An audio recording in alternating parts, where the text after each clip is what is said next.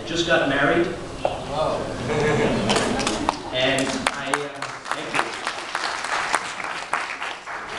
And I continue to have the excitement and passion to be with you today to speak about another passion of mine, which is energy. When we talk about sustainability, an issue many of us are here to discuss, one has to look at the overall issue at hand. To me, sustainability begins with energy transportation management. Consider this. Transportation is responsible for nearly 30% of carbon emissions from industrialized countries. 30%. To me, that's 30% too much. So what are we going to do about that? Being a former soccer player and being here today in Brazil, I thought it was fitting to talk about football. And if you get one thing from my conversation today, I implore you to keep this one simple slide in mind. Mobility issues can be completely mitigated by seizing opportunities. Truly, the issue that we're talking about when we talk about electric mobility is a global issue. Much like football, when you touch the ball with your hand, it results in a penalty. As you can see from the below photo, as the great Pelé looked at an opportunity, he seized the chance to score a goal. It is my view that issues, trends, and new opportunities are a cyclical, circular opportunity in its own right. And we need to look at issues, look at how new trends evolve from those issues as we try to resolve them, and create new opportunities so we can make those issues go away. Some perspectives for developing the electric mobility market are on this chart. In the spirit of time, I will not go through each and every one of these, but I will highlight some important points that I thought you should take away with. Today, in the electric mobility market, we hear so much about safety concerns.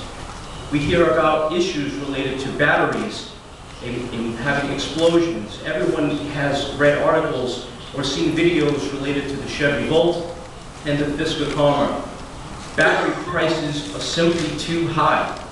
And as we heard in our earlier presentations, much of the charging does happen in the home. And many people are now looking at the off-peak hours to save money and charge at night. But what happens when most people do that same position? Does now off-peak become peak? So for us, that's a major issue that we need to talk about. I've already alluded to the fact that prices are so high, and I think that one of the trends that we've been observing is the fact that there's been new materials implemented in batteries. We heard earlier about lithium, but we believe an element such as vanadium holds great opportunities to be used within the electric battery for storage. Storage is the key problem when we talk about electric mobility. When we see that most opportunities are related to smart energy management, I think that we have to start thinking about how advanced technology is going to converge. That creates an opportunity. So the issue is, it doesn't exist. The opportunity is, let's make that change. Vehicle-to-grid technology is so vital today in the future. Today, consumers plug their cars in, they go on their way. Tomorrow, we have the opportunity to give the electric current back to the utility, back to that smart grid. Wireless induction is something that is an interesting event when you start talking about possibilities. Again, it's an issue. It doesn't exist. We need to change that. And I'll talk a little bit about leasing and recycling batteries in a short spell. I think the biggest issue that we need to combat is certainly price. But one thing that we're seeing, especially in the United States as well as in Europe, is the fact that many companies are starting to forge relationships. Never before have we seen automakers have such great opportunities to work along with technology companies. We believe that trend presents compelling opportunities moving forward. The lack of infrastructure is certainly something that we need to address. Imagine driving your vehicle and not being confident that you can go outside the city limits on a daily basis. That needs to change. And one point before I move on is multifamily dwellings. Sure, a lot of people are starting to charge their vehicles in their homes, but I can tell you from living in Manhattan, New York, there are a lot of buildings. I just came back from Beijing and Shanghai in China, and I did see that a lot of dwelling home residential units need to figure out who's going to install the charging station, who pays for that. So we need to actually put a plan in place that both consumers and corporations would find fair. So getting connected. How is this all going to work? So what we've been noticing is that there's a lot of integration with smartphones, with tablets, and obviously the stations to charge the vehicles in their own right. From this slide alone, you can see in the middle the tablet-looking devices created by Cisco Systems. On the left is a GE Watt station. Cisco and GE are global companies trying to move mobility toward the consumer on a large scale. Imagine trying to look at your phone and seeing how much battery life remains in your vehicle. I think this is important because it's our opinion that as we move toward advancing technology, we're going to be looking about advancing the needs of a smart grid. The smart grid, the future cities, to us, that is the only reason that this is going to work. Now, who's going to benefit? Certainly, we believe there's not just the automakers. We believe there's opportunities for utilities and consumers. But at the end of the day, this is certainly going to be coming down to economic viability. But we believe that trends will emerge, and for the first time in history, the consumer is going to have a choice of which utility company they work with in order to save money. And I think that if we can make the consumer save money, electric mobility will move forward much more quickly. At the end of the day, no one wants to move forward with a technology that won't show its financial rewards until 5 to 10 years. We need to do better. We can do better. The utility companies. It's interesting that I had mentioned earlier about the vehicle-to-grid technology. Wouldn't it be wonderful if the utilities can see where the grid is starting to become more overloaded in a very quick fashion? And I think by actually having the communication between the consumers and the utility companies, we can overcome that problem. So I think that to monitor the consumer pattern is something of utmost importance going forward. And then you have to look at the automakers. As we saw the beautiful vehicles showcased downstairs today, we need to come up with ways that the automakers can look at how consumers are actually using their product. I think it's wonderful to look at studies shown behind closed doors of driving habits, but the only way we're truly going to look at how these cars are going to work is really by tracking those mileage, those driven miles. I think we need to look at some of the ways we can improve fuel economy and lower the dependence on oil sources. So in essence, we just need to reduce global carbon economy. We need to create jobs. This is not just a United States issue. Look at what's happening in Europe as we speak today. Look what's happening in Asia as well. We need to come up with ways that we can improve our technology and create jobs. And if we can do that, economics will prevail, and consumers will buy these vehicles. And it won't just be the consumers. Corporations will see the benefit of implementing fleets based on electric mobility. Of course, it's wonderful to use natural gas if that works. But natural gas is actually wonderful for the long haul. We have short distances. We can see many companies like Coca-Cola, Pepsi, Federal Express utilize the benefits of electric mobility and save money in the process. This is something that we believe is going to happen for the foreseeable future. So one thing that we thought was interesting is we hear about batteries and battery life, and I guess one of the things I'm really concerned with was what happens when we use batteries to the point where we want to replace those batteries.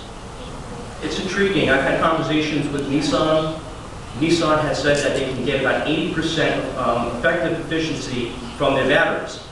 We believe that number is probably close to 70 if you implemented the vehicle-to-grid technology. But needless to say, we believe they're onto something here. We believe that we can use these batteries again for alternative sources of fuel. We can see, if you just look on the lower right, Nissan right now is putting the lithium batteries back to good use. Imagine if we could use the batteries again for solar and wind. As I mentioned earlier, storage is such a big problem today. Well, why not we create batteries that can implement ways we can have better storage? To us, we might want to look at vanadium. So vanadium is a mineral we believe is going to become much more prevalent on the global stage. And vanadium is actually found in China, Russia, and South Africa. Wireless induction. Of course, everyone wants convenience. But the convenience is going to certainly come at a price, at least in the early days. So we've seen very interesting moves in the corporate world. Google has jumped into the space. Qualcomm has jumped into space, and so has GM. I've had the pleasure recently of observing the Infinity LE luxury electric sedan at the New York Auto Show. It's simply stunning. But all of these companies are doing one thing. They're moving toward that wireless induction. Something my good friend Peter Torellis from Siemens will mention later this afternoon in his presentation, which I implore you to stick around for. But imagine the wireless induction. How do we move forward with that? Again, it's something that we believe can happen.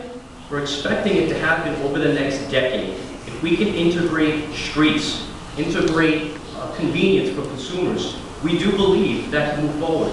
Consumers want convenience. Electric mobility can actually make that happen. Again, think forward, not just of yesterday, but today and tomorrow. Advancement. The only way we can actually see advancement come to fruition is if we improve technology.